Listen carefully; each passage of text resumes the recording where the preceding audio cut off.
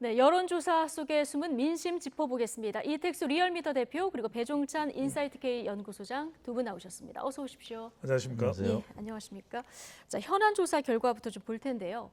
1주택자의 종합부동산세 과세 기준을 현행 9억 원에서 11억 원으로 완화하는 개정안 지난주에 상임위를 통과했고 수요일에 이제 본회의 상정을 예정하고 있는데 자, YTN과 리얼미터가 관련해서 현안 조사를 벌였습니다. 네. 일단 정확한 문항이 뭐였는지 하고요. 그다음에 결과는 어떻게 나왔는지 좀 전해주시죠. 네, 질문은 이렇게 했습니다. 최근 국회에서는 1주택자 종부세 과세 기준을 현행 9억에서 11억 원으로 완화하는 개정안이 상임위원회, 즉 국회 기재를 통과해서 25일 본회의 처리를 앞두고 있습니다. 이에 대해서 어떻게 생각하는지 물어봤는데요. 네. 잘못된 조치라는 의견, 그러니까 종부세 과세 기준을 완화하는 것에 대해서 잘못된 조치라는 의견이 43.9%, 잘된 조치라는 의견이 34.6%, 네. 대략 10%포인트 살짝 못 미치는 수준으로 오차 범위가 플러스 마이너스 4.4%포인트입니다. 그러니까 오차 범위를 살짝 넘는 수준으로 격차가 좀 있는 것으로 나타났습니다. 예, 그러니까 집값 급등에 따른 세부 부담을 덜어주는 잘된 조치다라고 대답하신 분이 34.6%고요. 그리고 부자 감세로 집값 안정에 역행하는 잘못된 조치다 이렇게 보시는 분이 43.9%인데 네. 지지 정당별, 연령별 그리고 이념 성향별로 좀 나눠서 보면 어떻습니까? 국민의힘과 국민의당, 그러니까 예. 보수 정당은 부정적 평가가 높았습니다. 네. 애초에 이 국회 여야 간에 합의할 때 국민의힘은 11억 이상, 그러니까 12억 정도가 이제 적당하다고 주장을 해서 예. 절충안이 마련이 된 건데 국민의힘 지지층에서는 46.7%가 부정평가했고요. 또 국민의당 지지층에서는 55%가 부정평가를 했습니다. 반면에 예. 민주당과 열린민주당 지지층에서는 오차 범위 내에서 팽팽한 것으로 나타났는데 굳이 따지자면 오차 범위 내에서 민주당은 한 3%포인트가량 잘된 조치라는 의견이 높았고요. 예. 또 열린민주당은 한 5%포인트가량 높았고 뭐 정의당 같은 경우는 지금 이 부분에 대해서 부자 감세가 되기 때문에 상당 네. 비판하고 있는데 예. 정의당 지지층은 잘 모르겠다는 의견이 이제 48.4%로 높군요. 높게 상당히 나타났고요. 나머지 예. 두 개는 팽팽한 것으로 나타났습니다. 예. 그리고 이제 중도층에서 잘못된 조치라는 의견이 뭐 대략 3대 5 정도로 높게 나타났고요. 아. 진보층은 31.5 대 44.5, 13%포인트 잘못된 조치라는 의견이 많았고 보수층은 38.6 대 40.7 오차 범위 내에서 팽팽한 것으로 나타났습니다. 예. 대표님 그러면 이제 중도층하고 40대에서 잘못된 조치라고 보는 부분이 좀 많은 것 같고요. 네. 세부적으로 들어가서 보면은 민주당 내 일부 그리고 정의당, 진보 진영에서는 종부세 기준 완화에 대해서 이게 부자 감세다 이런 비판이 있지 않았습니까? 네. 반면에 국민의힘 같은 경우는 조금 더 완화해야 된다 이쪽의 목소리가 더 컸는데 네. 결과를 보면 민주당 지지층에서는 지금 이번 그 완화 조치에 대해서 잘된 조치다 이런 네. 의견이 우세하고요. 국민의힘 지지층에서는 잘못된 조치 의견이 우세하다는 거 아니겠습니까? 뭐 어떻게 봐요? 그렇습니다. 연령대하고 지정당별 예. 이 교차 분석하는 데 있어서 조금은 다른 이슈랑 좀 다르게 나타났습니다. 예. 이게 이제 개인적인 입장에서 뭐 이념 성향별로 판단할 수도 있겠고 아니면 집이 있는 입장에서 부동산이 있는 입장에서 이제 세금 부과에 대해서 뭐 친정부적이지만 좀 비판적인 입장이 있을 수 있는 예. 이렇게 각자의 입장에 따라서 조금 상황이 엇갈린 이런 여론조사 결과가 나타났는데 연령대별로는 이제 20대와 40대를 제외해서 하고는 아주 팽팽했습니다. 근데 네. 20대에서는 잘 모르겠다라는 의견이 상대적으로 다른 연령대에 비해서 좀 높았고 네. 이제 잘못된 조치가 42.8%, 잘된 조치가 25%로 한 17%포인트 이상 20대에서는 부정적인 의견이 높았고 40대는 아무래도 민주당 지지층이 이제 많은 세대이죠. 그래서 이제 진보층과 같이 40대는 그런 입장을 나타내는데 반면에 이제 민주당은 또 팽팽한 뭐 이런 네. 말씀하신 대로 조금은 입장에 따라서 조금은 어긋나는 이런 결과들이 나타났습니다. 그러니까 각자 상황이 좀 영향을 네. 미쳤을 것이다. 다른 이슈들하고는 다르게. 맞습니다. 근데 민주당 지지층에서 지금 39.2%만 잘못된 조치, 42.5%가 잘된 조치 이렇게 봤다는 거고요. 연령대별로 들어가 보면 네. 40대의 56% 정도가 잘못된 조치다 이렇게 응답을 했거든요. 그런데 40대는 전통적으로 민주당 또 지지층이잖아요. 이건 그러니까요. 어떻게 봐야 될까요? 그러니까 40대는 민주당 지지층의 범위를 더 넘었어요. 진보층이거든요. 그러니까 40대가 볼 때는 부동산 강력한 정책을 통해서 부동산 가격 또 시장 왜곡을 바로잡자는 것이 40대의 강한 성향이거든요. 네. 그러니까 40대가 나타난 응답 결과를 보면은 이거 잘못됐다는 거예요. 그러니까 종부세 완화 정책 뭔가 정교하지도 않고 그리고 이것이 부동산 정책의 문제를 해결하는 신의 한 수가 되지 않는다라는 것이거든요. 예. 거기다가 40대는 노무현 대통령의 종합부동산세 정책이 좌절됐던 기억이 있습니다. 그러다 보니까 문재인 대통령은 그것을 해소할 수 있는 부동산 정책을 좀 더 정교하게 또는 좀 더 집요하게 이게 추진할 수 있는 정권이라고 믿었거든요. 그런 것도 역시 또 실망하는 결과로 나타났던 것이 이제 이 의견에 예. 이제 반영이 된 것이고 그러다 보니까 이 민주당 지지층에서는 잘된 결과라는 것이 오차 범위 내 높은 편이고 또 이 국민의힘 지지층에서는 잘못된 조치가 이게 높다라고 하는 의견이 예. 나온 걸 보면 좀 정치적 결과 아니겠느냐 음. 이런 해석이 연령대 결과로서는 가능해지는 부분인 거죠. 사안과 달리 내가 지지하는 정당의 한 일에 대한 평가 이 부분이 좀 강했다 이렇게 보시는 그렇죠. 거예요? 이 부분만큼은 이제 정당 지지층별로는 나타났는데 정당 지지의 범위를 넘어서는 40대에서는 이거 뭐냐 예. 잘못됐다 이해가 안 된다 이런 응답에 이 내용까지도 포함이 돼 있다고 봐야 되겠죠. 예. 어쨌든 상임위는 통과했고요. 내일 모레 이제 국회 본회의 통과를 앞두고 있는 이런 상황인데 기준에 대해서 조금 말씀하신 대로 심도 깊은 논의를 하지 않았다 이런 비판들도 좀 나오고 있는 상황인데 앞으로 종부세 포함해서 부동산 관련 이슈들 계속 나올 텐데요. 이거 내년 대선까지 굉장히 중요한 이슈로 지속이 되겠죠. 그렇죠. 뭐 다른 사안보다는 이제 예. 부동산 관련된 평가가 특히 이제 당청 입장에서는 가장 부정적인 요인 중에 하나로 계속 거론이 되고 있기 때문에 이 부분은 각 당의 경선 과정에서 TV 토론에 있어서 가장 핫한 이슈가 될 가능성이 있고요.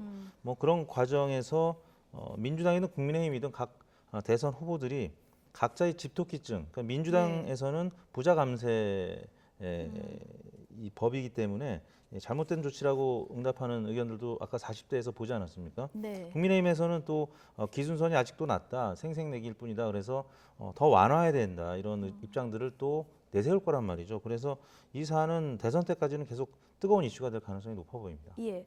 자, 부동산 민심에 영향을 미칠 수 있는 중요한 이슈가 잠시 뒤 4시에 또 발표가 됩니다. 네. 권익위원회가 자, 이번에 야권 부동산 전수조사 결과 발표를 하게 되는데 결과에 따라서 파괴력이 좀 있을 수도 있겠죠? 엄청난 파장이 온다고 봐야 예. 되겠죠. 그러니까 더불어민주당에서도 소속 의원들을 탈당 또는 제명 조치를 취한다고 했지만 지금 좀 유야무야되는 상황이거든요. 그러다 보니까 국민의힘과 비교섭 단체 정당에 대해서 이제 전수조사 결과가 국민권익위원회를 통해서 오후 4시에 발표되면 예. YTN에서도 보도가 될 겁니다. 예. 얼마나 국민의힘을 포함한 정당들이 해당 의원들에게 이 얼만큼 단호한 조치를 취하는지 이게 예. 굉장히 중요합니다. 왜냐하면 국민의힘 지지층에게도 영향을 주고 보수층에도 영향을 주겠지만 더 크게는 이걸 예의주시하고 있는 유권자층은 중도 또 MZ세대 왜냐하면 공정해야 된다는 이야기를 예. 하고 있거든요. 그런 만큼 이준석 대표로는 최근 정치적으로 다 상당히 수세에 몰려 있는 상황. 물론 이제 그것을 봉합하는 노력을 하고 있는 국면인데 얼마만큼 단호한 조치를 취하느냐. 단호한 조치를 취할 수밖에 없어요. 그렇지 네. 않으면 또 여권으로부터 또 중도층으로부터 공격받을 수밖에 없고 MZ세대로부터 이준석 대표가 매우 단호한 조치를 취할 가능성이 높아 보입니다. 그러니까 이준석 대표가 민주당보다 더 단호하게 대처하겠다 얘기는 했는데 그렇죠. 근데 국민의힘 민주당하고 상황이 조금 다른 게 지금 104석인가 되죠. 이 만약에 숫자가 조금 많았을 경우에 탈당 조치 같은 걸 내리게 되면 이제 개헌 저지선이 무너질 수 있다는 그렇죠. 거죠. 좀 고민이 더 깊을 것 같아요. 위험할 수는 있는데 예. 개헌이냐 차기 대선이냐. 자, 저울질을 해봅니다. 예. 개헌이냐 여론을 놓고 차기 대선이냐. 차기 대선이 더 중요한 거죠. 개헌보다는 차기 대선의 여론 쪽에 무게를 실을 수밖에 없는 것이죠. 예. 그래서 아마 결과가 어떻게 나올지 모르겠습니다만은 이준석 대표가 좀 더 강하게 엄격하게 대응할 것이다 이렇게 전망을 하시는 거고요. 관심의 대상은 네. 이제 야권에서 한 10여 명 정도 나올 거라고 얘기가 되고 있는데 각 캠프에서 이제 자료를 요청한 의원들이 그 정도 된다는 근데 보도가 이제 있었죠. 각 캠프에서 뭐 예를 들면 윤석열 후보 캠프 혹은 홍준표 후보 캠프 다 캠프가 있지 않습니까? 그렇죠. 근데 이 뭐 예를 들어서 한 10명 정도가 이제 나왔다라고 하면 이분들 중에 어느 캠프에 또 많이 있느냐에 따라서 꽤 파장이 커질 겁니다. 그래서 예. 지난 2개월 전에 민주당이 한 12명 정도 탈당 권유했을 때 민주당 지지도도 소폭 하락했었거든요. 뭐 큰 폭은 아닙니다만 국민의힘도 이제 상승보다 하락할 가능성이 이번 주는 좀 높아 보이고 어느 캠프에 소속되는 의원들이 많이 있느냐에 따라서 대선 후보 지지율에도 영향을 미칠 것으로 보입니다. 오늘 발표되는 분 중에 혹시 캠프에 소속된 사람이 네. 있으면 그 캠프엔 좀 타격이 크겠군요. 예, 자 대통령 국정 수행 평가 보겠습니다. 지금 3주 연속 40% 초반에서 이제 횡보하는 이런 모습을 보이고 있는데 여러 가지 이슈들이 있겠습니다만은 앞으로 대통령 국정 수행 지지율에 영향을 미칠 만한 가장 큰 이슈 뭐라고 보십니까? 향후에 이번 네. 주에 말이죠. 뭐 이번 주는 이제 말씀드린 이제 국민의힘 쪽 변수가 조금 더 커 보이고요. 네. 민주당은 지난주에 그 황교익 경기관광공사 이제 사장 임명 논란과 관련해서 좀 잡음이 있었는데 네. 지난주 이제 당청 지지율이 조금 좋지 않았습니다. 네. 문재인 대통령 국정수행 평가도 0.4% 포인트 하락을 했고 일간으로 보면 주 초중반에 약세를 보였습니다. 이 홍범도 장군 안장식 참석 이거는 이제 긍정적인 요인으로 작용했겠습니다만 네. 워낙 화요일 수요일 날 황교익 경기관광공사 내정 관련된 파문이 컸었기 때문에 주 여당 내에서 중반까지는 예. 어려웠었고요. 다만 주 후반에 언론중재법이 국회 문체위를 통과했는데 이게 호남권과 민주당 지지층이 상승한 거 봐서는 이분 집토끼층을 좀 결집시키는 효과가 좀 있지 않았나 싶고요. 네. 국민의힘과 이제 민주당 정당 지지율을 보면은 지난주에는 뭐 양당 모두 다 소폭 하락했습니다. 네. 민주당도 0.7% 포인트 하락했고 국민의힘도 0.2% 포인트 하락해서 지난주에는 뭐 이윤 갈등 혹은 네. 이준석 대표 원희룡 후보 예. 간의 갈등 당내에서 이 내용이 심했었기 때문에 대통령 국정 수행 평가와 함께 같이 주요 정당이 동반 하락하는 양상을 나타냈습니다. 그러니까 대통령 예. 지지율도 그렇고 정당 지지율도 그렇고 한 주 전과 비교할 때 아주 큰 변화는 아니거든요. 근데 예. 이제 지난주 월요일부터 금요일까지 실시된 리얼미터 조사 결과이기 때문에 대통령 지지율의 변화도 코보, 그러니까 코부. 대통령 지금 국정 수행에 가장 큰 영향을 주는 건 코로나 백신과 예. 부동산입니다. 네. 근데 부동산은 지금 이미 재산세도 부과됐고 이제 종합부동산세만 부과되는 상황이라서 코로나 백신에 또 국민들의 재산과 생명과 안전까지 연결되기 때문에 더 중요한데 네. 모더나 백신 이 차질이 빚어진 거거든요. 그 영향으로 봐야 되는 것이고, 네. 근데 이번 주는 회복될 가능성이 높은 거죠. 이번 모더나 주는 백신을 주말 동안에 확보를 했기 때문에. 네. 그리고 정당의 경우에는 국민의힘, 더불어민주당, 국민의힘 모두 소폭 내려갔어요. 이건 뭐냐? 피로감이다. 피로감이다. 왜냐하면 반면에 지난주에 열린민주당하고 국민의당은 소폭 올랐더라고요. 그러니까 이게 이 유력 두 정당, 양 정당의 지지율이 떨어지면 또 다른 쪽이 가는데 예. 그럴 때는 이제 열린민주당이나 또는 뭐 국민의당이나 이쪽으로 갈 수가 있는 것이거든요. 근데 네. 큰 폭이 아니라는 거. 예. 그만큼 차기 대선 후보들이 여야 모두 보이고 있는 이 피로감이 조금은 영향을 주고 있는 것이죠. 네. 피로감. 지난주에 정말 뭐 여당, 제1야당 할 것 없이 굉장히 잡음이 컸었는데 이 피로감이 작용한 결과였을 것이다. 이렇게 보셨고요. 이걸 대선 주자 후보별 지지율에는 어떤 변화가 있는지도 좀 보겠습니다. 자, 오늘 나온 여론조사 결과를 보면은 일단 뭐 선두권 주자에는 큰 변화가 없는 것 같습니다. 윤석열 전 총장이 30.6%에서 29.8%로 0.8%포인트 떨어졌고요. 이재명 지사가 지금 0.6%포인트 정도 오른 뭐 이강 구도에는 큰 변화는 없어 보이네요. 네, 예. 지난주에 뭐 윤석열 전 총장이 그렇게 활동이 많은 주간은 아니었습니다. 네. 이제 캠프 내에서 참모들의 여러 이제 구설이 있긴 했습니다만, 그래서 국민의힘 같은 경우는 이제 토론도 연기가 됐고 또 비전 발표회가 25일 날 예정이 돼 있는데 그러다 보니까 국민의힘 지지율이 정중동에 있다 보니까 네.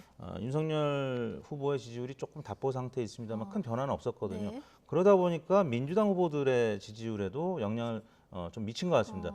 왜냐하면 윤석열 후보가 계속 강세를 보이니까 이 경쟁 관계에 있는 이재명 지사가 당선 가능성이 이제 상대적으로 높기 때문에 경쟁력이 높기 때문에 이 두 후보 간의 양강 구도가 계속 고착이 되고 있고요. 예. 뭐 각 당의 이제 1, 2위 간에 혹은 뭐 그 이하 후보 간에 이제 좀 경쟁하고 좀 갈등이 있긴 했었습니다만 결국에는 9월 10한 5일쯤 추석 전후에서 민주당 같은 경우는 이제 1차 순회 투표 결과가 나올 거고요.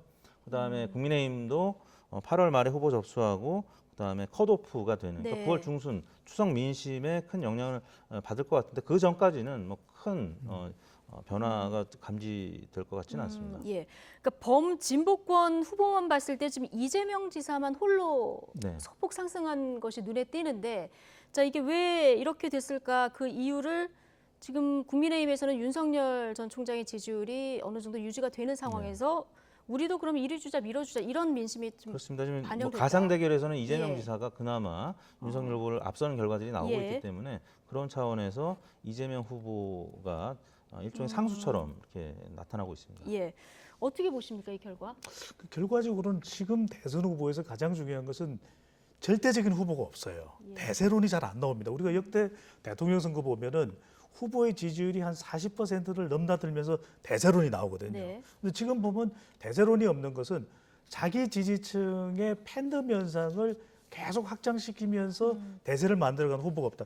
그렇다면 중요해지는 것은 키워드는 본선 경쟁력입니다. 네. 그러니까 이재명 후보가 보면 논란이 많아요. 경기지사 왜 하고 있느냐, 황교익 전 내정자 논란, 또 경기도만 재난지원금 100% 지급, 또 여러 가지 개인과 관련된 스캔들 이런 논란이 있는데 지지율이 조금이라도 왜 올라가지?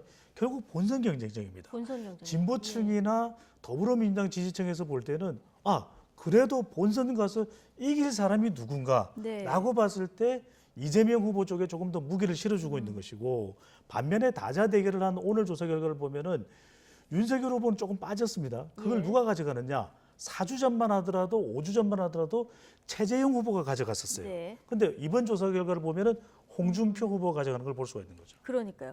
자, 국민의힘 상황 잠시 뒤에 다시 보도록 하고 일단 본선 경쟁력 있어야 합니다만 당내 경선에서 당선이 돼야 되는 거 아니겠습니까?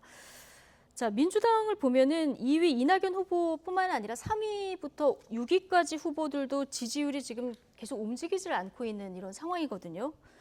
이게 이제 명락대전으로 오히려 지금 다른 후보들에 대한 주목도는 좀 떨어진 상황인데요. 이렇게 되면은 이 결선 투표까지 갈지 안 갈지 이 부분도 굉장히 관심이 되는 상황이 됐어요. 네. 최근 이제 발표된 여론조사 결과들을 보면 민주당 지지층만 따로 떼고 봤을 때 예. 이재명 후보의 지지율이 한 50%를 넘는 그런 결과들도 나오고 있거든요. 네. 50%를 1위 후보가 넘으면 사실 결선 투표가 이제 없어지게 되는 거고 후보 확정이 되는 거죠. 그런 차원에서 지금 이낙연 후보의 일중 그리고 이제 다약 구도가 계속 이어지고 있는데 지난주 같은 경우도 이제 이 황교육 경기관광공사 예. 사장 임명과 관련된 논쟁도 결국에는 이재명 캠프하고 이낙연 캠프 명락대전 안에서 이제 네. 어느 정도 이제 끝났기 때문에 결국에는 3위 이하 후보들이 잘 보이지 않았던 그 부분이 지금 계속 이어지고 있는 상황이기 때문에 예. 큰 변화가 없었던 한 주간이 아니에요. 대표님, 어떤 변수가 앞으로 있을지 모르겠지만 민주당 결선 투표까지 갈까요?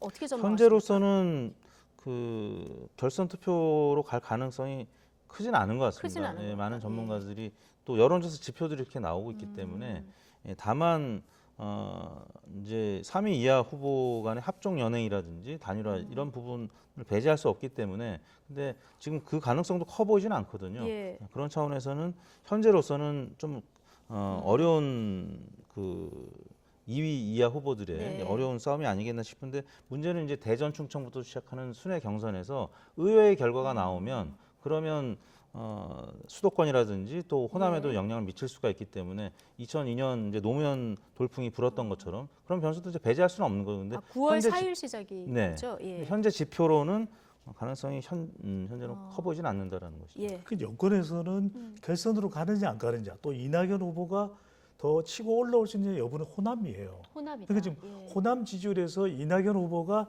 40% 선에 근접하느냐 안 하느냐 네. 이게 생명이거든요. 근데 한 3주 전까지 호남 지지율이 끌어올려지던 이낙연 후보가 계속 네거티브 공방이 심화되는 데다가 이 황교익 논란 속에 파묻히면서 다시 중수층, 중도층, 수도권 청년 쪽에서 지지율이 안 올라가는 게 가장 큰 지금 발목이 잡혀 있는 예. 상황이거든요. 그러니까 호남에서 40% 선에 근접하느냐 이낙연 후보가 네. 이 부분이 사실상 결선 투표 또 좀 더 지지율을 더 이재명 후보와 쫓아가느냐 대등해지느냐 이것의 중요한 기준이 된다고 봐야 되겠죠. 예. 그 지역별 지지율 그리고 지역 순회 경선할 때 어떤 그 호남에서의 결과치 이런 것들을 좀 주의 깊게 지켜봐야 될 것 같은데 앞서 국민의힘 지지율 그 범보수 그 대권 주자들의 지지율을 봤을 때 네. 홍준표 전 대표의 그 약진이 눈에 띈다는 얘기를 해주시지 않았습니까? 근데 정말 범보수권으로만 비교해봤을 때 처음으로 20%까지 진입을 했어요. 어떻게 봐야 됩니까? 그게는 범보수만 놓고서 예. 이제 지지율을 조사한 겁니다. 그러니까 전체 이제 여야를 다 묶어서 했을 때보다는 오히려 보수, 주로 이제 국민의힘 대선 후보들을 모아놓고 홍준표 후보가 더 약진하는 모습인데 이게 궁금하실 거예요. 근데 네. 다자 대결을 하면은 대구 경북이나 국민의힘 지지층이 더 윤석열 후보 쪽으로 가요. 왜? 예. 여기에는 이재명 후보도 있고 이낙연 후보도 있기 때문에 대결 구도가 만들어지니까 그래.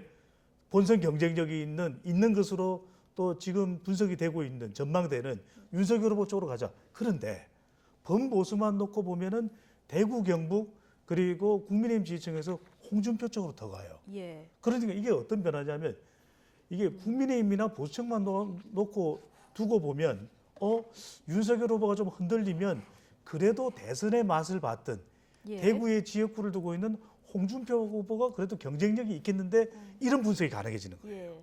그래서 범보수만 놓고 봤을 때는 홍준표 후보가 약진하는 모습이거든요. 예. 여기서 중요한 분석의 키워드는 바로 윤석열 후보입니다. 윤석열 후보가 대구 경북에서 얼마만큼 지지율을 더 끌어올리고 견인하는가가 중요한 거예요. 예. 대구 경북이 보수 국민의힘의 심장이거든요. 근데 여기서 생명은 이겁니다.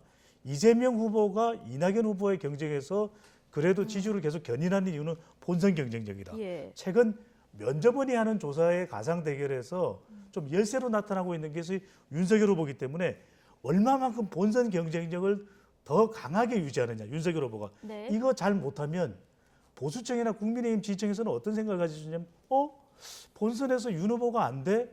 그럼 우린 누굴 선택해야 돼? 그럼 홍준표 후보가 나중에 상황 지금 말씀하신 대로 대구 경북에서 윤석열 후보가 지지율을 계속 담보하지 못한다면 골드크로스가 일어날 수도 있다고 보십니까? 골든 크로스가 일어날지는 모르겠지만 예. 고민이 더 깊어지는 거죠. 알겠습니다. 지금 그 보수 차기 대선 후보 적합도에서 지금 네. 말씀해 주신 대로 홍준표 후보가 조금 지지율이 좀 오르고 있고 최재형 전 감사원장은 지지율이 윤석열 전 총장하고 비슷한 이미지긴 한데 안 오르고 있거든요. 이건 어떻게 대표님은 보고 계십니까? 국민의힘 입당 과정에서는 조금 속도가 빨라서 예. 당시에는 좀 지지율이 막 8%까지 나온 조사 결과도 있었는데 그 이후에는 출마 선언 이제 당시 기자 회견 가운데 조금 네. 지나치게 겸손한 모습, 좀 답변을 하는데 유보하는 모습 이런 부분들 때문에 준비가 안 된 후보 아니냐 이런 여파가 좀 있었고요. 네. 그런 과정에서 윤석열 후보에 대한 견제를 이제 당내 홍준표, 유승민, 특히 지난주에 이제 원희룡 전 지사가 예. 이준석 당대표하고도 각을 세웠지만 또 윤석열 후보에게 이제 무릎을 이제 꿇게 하겠다 이런 네. 강도 높은 좀 원희룡 지사 입장에서는 검증이라고 할 수 있겠습니다만 이게 네거티브로 비치면서 떨어졌군요. 원희룡 후보도 소폭 하락했고 또 언론 주목도가 떨어졌던 최재형 후보도 좀 하락했고 예. 반면에 이 정치라는 것이 또 이 경선 레이스가 장거리 달리기랑 비슷해가지고 2위가 초반에는 조금 오히려 지지율이 정체보다는 상승하는 경향성이 나타나기도 하거든요. 이게 네. 지난 민주당 컷오프 때 이낙연 후보가 초반에 조금 2위로서 오르지 않았습니까? 네.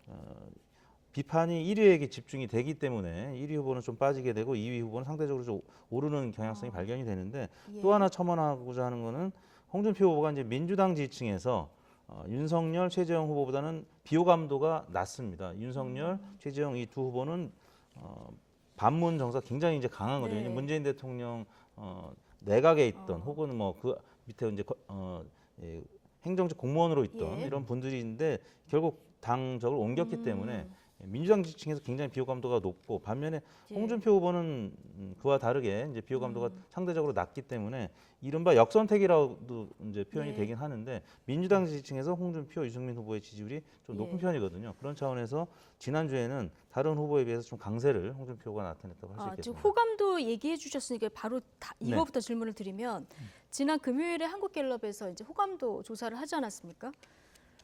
보면은 정치 지도자 4명에 대한 호감 여부 조사를 했는데 호감도 1위는 이재명 지사, 비호감도 1위는 또 이낙연 전 대표입니다. 그리고 나머지 지금 뭐 이재명, 윤석열, 이낙연, 최재형 이렇게 4명을 했는데 비호감도가 전부 50을 넘어요. 이거 어떻게 네. 봐야 됩니까? 그 비호감도 면에서는 좀 명확한 입장을 갖고 있는 것 같고 예. 호감도 면에서는 이제 한국갤럽조사가 주관식 조사이다 보니까 예.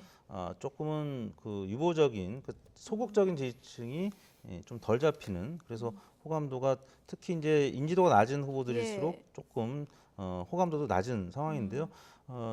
자동응답 방식 경우에는 또 민주당 후보들이 비호감도가 좀 높기도 합니다. 근데 제가 이제 눈여겨 봤던 것은 예. 이재명 후보 같은 경우에 상대적으로 비호감도가 나고 호감도가 높고 이런 부분은 결국에는 이제 우리 국민들이 코로나 때문에 굉장히 지금 어렵고 답답한 상황이 있는데 이낙연 후보에 비해서 호감도도 많이 낮고 비호감도도 낮고 호감도가 높은 거는 좀 빠른 결단을 예. 하고 사이다의 이미지가 있기 때문이 아닌가 이런 생각을 했고요. 나머지 후보들은 아직까지는 뭔가 이제 정책에 있어서 검증을 받지 않았거나 아니면 이낙연 네. 후보 같은 경우 이미지가 좀 너무 신중한 모습 이런 예. 부분들이기 때문에 좀 비호감도가 상대적으로 높게 나타난 것이 예. 아닌가. 그러니까 우리가 마지막 질문 네. 드릴게요. 이 호감도에 대한 첨언 하나 하고 네.